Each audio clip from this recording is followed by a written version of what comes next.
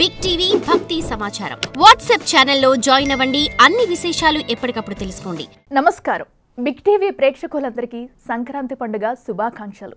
మరి సంక్రాంతి పండుగ విశిష్టతను తెలిపేందుకు మనతో పాటు స్టూడియోలో ఉన్నారు ప్రముఖ జ్యోతిష్యులు, వాస్తు పండితులు పాలెపు రాజేశ్వర్ శర్మ గారు. గురువు గారిని అడిగి మరిన్ని విషయాలు తెలుసుకుందాం. నమస్కారం గురువు గారు. నమస్కారం. గురువు గారు, మనకి భోగి తర్వాత సంక్రాంతి వస్తుంది. అంటే సంక్రాంతి సూర్యుడు మకర రాశిలోకి ప్రవేశించిందని సంక్రాంతిగా చెప్పుకుంటాము. అది సంక్రాంతికి ఉన్న విశిష్టత ఏంటి? సంక్రాంతి రోజు ఎలాంటి నియమాలు పాటించాలి? తప్పకుండా ప్రేక్షకులకు సంక్రాంతి శుభాకాంక్షలు. సంక్రమణము దానిలోనే పేరులోనే ఉంది. సూర్యగోళము దక్షిణం నుండి ఉత్తరాయణకి జరిగింది కాబట్టి సంక్రమణము. మకర రాశిలోకి సూర్యుడు ఆయన ప్రవేశించిన కాలం కాబట్టి ఆ సంక్రమణ కాలము అయింది.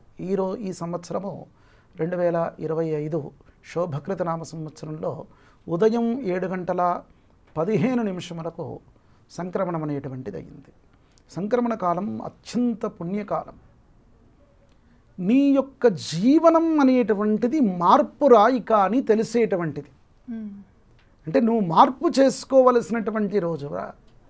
ప్రకృతి ఎట్లా చెబుతుందంటే మన జీవనానికి ముడపడి ఉండేటువంటి స్థితి హైందవ సంస్కృతి. ఆ హైందవ సంస్కృతిలో భాగంగానే ఏ సంక్రమణమైంది? సూర్య సంక్రమణం అని అనుకుంటాము. సూర్య సంక్రమణం అయినప్పుడు మనం చేయాల్సిన నియమాలు ఏమిటి, దాని ద్వారా మన జీవనంలో వచ్చే మార్పు ఏమిటి అనేటువంటిది తెలుసుకునేటువంటి పండుగే ఈ సంక్రాంతి పండుగ. సంక్రాంతి పండుగలో మొట్టమొదట మంగళ స్నానం చేయాలి. వీలైతే నదీ స్నానం, సముద్ర స్నానం, తటాక స్నానం, అక్కడికి వెళ్ళి స్నానం చేయడం, ఔషధీతుల్యమైనటువంటి నదీ జలాల్లో స్నానం అనేటువంటిది చేయడము. ఇంకొక అద్భుతమైన అంశం ఎవరికీ కూడా పాటించట్లేదు ఎవరు.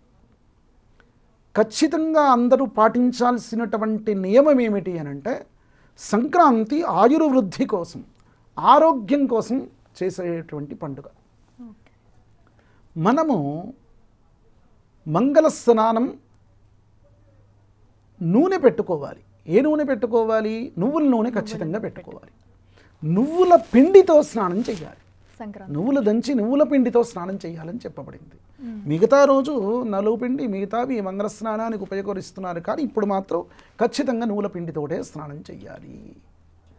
ఇక స్వామివారి యొక్క ఆరాధన, విష్ణుమూర్తి యొక్క ఆరాధన, సూర్య భగవానునికి ఆరాధన, స్వామివారి యొక్క పాలు పొంగించడం, ఆవు పాలు పొంగించడం, మంచి పాయసాన్ని బెల్లంతో అప్పుడే వచ్చినటువంటి ఆ యొక్క పంటలు ఉంటాయి, కొత్త పంటలు, ఆ వరి పంటలు, అవన్నీ కూడా ఆ పంటలతో ఇక్కడ పాయసం చేయడం, దాంట్లో కూడా నూనె పదార్థం వేయడం అనేటువంటిది కూడా శ్రేష్టం.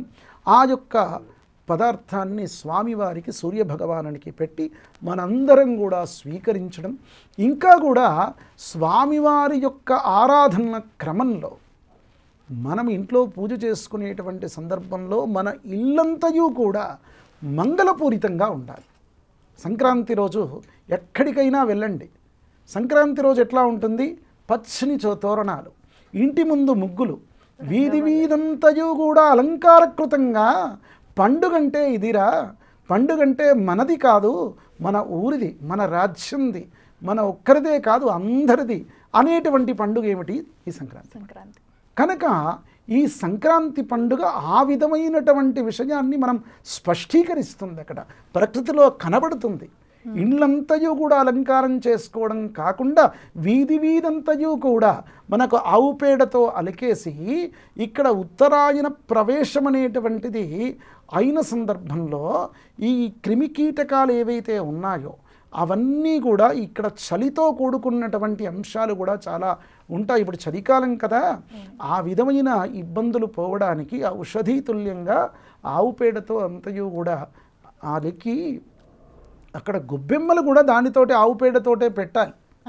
ఆవు పేడతోటే గొబ్బెమ్మలు పెట్టేసి గొబ్బెమ్మలకు కూడా పూజలు అనేటువంటిది చేసి రేగు పండ్లు కానీ అట్లాంటి నైవేద్యం కానీ ఉత్తరేణి ఆకుకు సంబంధించిన అంశాలు కూడా అక్కడ పెట్టడం శ్రేష్టము అని చెప్పబడింది. కనుక సంక్రాంతి రోజు పెద్దలకు పెడతారంటారండి.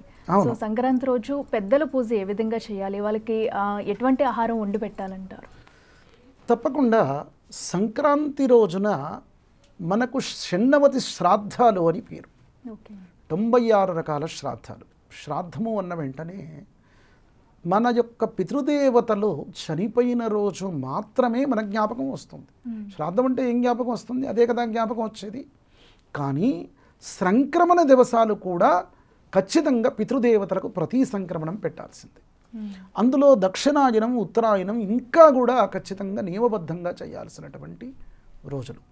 పితృదేవతలు మన యొక్క భూమండలానికి వస్తారు. నదీ తీరాలకు కానీ, అట్లాగే తటాకాలకు కానీ, ఒక వృక్షరాజాలుగా కానీ, పక్షుపక్షాదుల రూపంలో కానీ వారు మన దగ్గరికి ఏ దేవా దివ్యేకాదశస్థ వేదంలో చెప్పబడుతుంది. పృథివ్యా మధ్యేకాదశస్థ అప్సుషదో మహినేకాదశస్థే దేవ యజ్ఞ ఇమంజుషధ్వం అని వివిధమైన స్వరూపాల్లో వస్తారు. ఆ స్వరూపతుల్యమైనటువంటి అంశాలు మనకు ఎట్లా వస్తారో తెలియదు. కనుక ఇక్కడ పిండితో ముగ్గు పెట్టాలి. ఈ ముగ్గుతో పెట్టడం ఈ కాలంలో దొరికేటువంటి శుద్ధపిండి కానీ, రాగి పిండి కానీ దానితో పెట్టడం కాదయ్యా. నువ్వు పెట్టాల్సింది పిండి పదార్థాన్ని అక్కడ పెట్టాలి.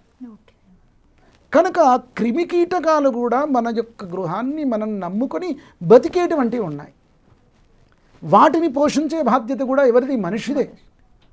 అంతేకాకుండా మన ఇంటిలోనికి రాకుండా ఉండడానికి విషజీవులు, వాడికి అక్కడనే ఆహారం పెట్టామనుకోండి, అక్కడదక్కడే తిని వెళ్తుంది. కనుక ఈ ముగ్గులు రోజు కూడా పెట్టడం శ్రేష్టం. సంక్రాంతి రోజులైతే విశేషంగా పెట్టాలి.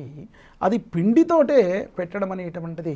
ఈ కలర్స్ కానీ, కెమికల్స్ కానీ లేనటువంటి పోటీతుల్యమైనటువంటి అంశాలు పెట్టడం చేత ఆ యొక్క పురుగులు కానీ, క్రిమికీటకాలు అవి తిని చనిపోతే మనకు లేనటువంటి ఇబ్బందులు వస్తాయి. మన పండుగల్లో అది చెప్పలేదు. వరి పిండితోటే పెట్టండి. కనుక ఏదైనా పిండి పదార్థాలు అక్కడ కూడా వాటికి ఆహారమే నియమతుల్యమైనటువంటి అంశము. కనుక ఈ విధమైనటువంటి అంశాల్లో పితృదోషతుల్యమైనటువంటి అంశాలు ఇక్కడి నుంచే ప్రారంభమైనాయి.